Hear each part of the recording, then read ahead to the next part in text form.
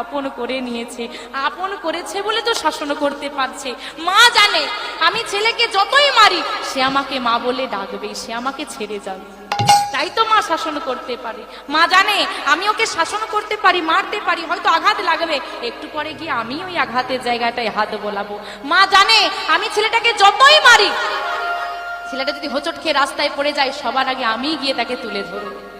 তাই ভগবানও জানে আমি আমার ভক্তকে যতই পরীক্ষা করি সব দুঃখ থেকে আমি তাকে রক্ষা করি, তাই সে পরীক্ষা করে আপন ভাবে বলে। তাই যদি ভগবান তোমাকে পরীক্ষা করে কষ্ট দেয়, কোনোদিন বলো না হে ভগবান তুমি ভালো নয়, কষ্ট দিয়েছো কেন, মনে আনন্দ করো, কারণ ভগবান আমাকে আপন করে নিয়েছে।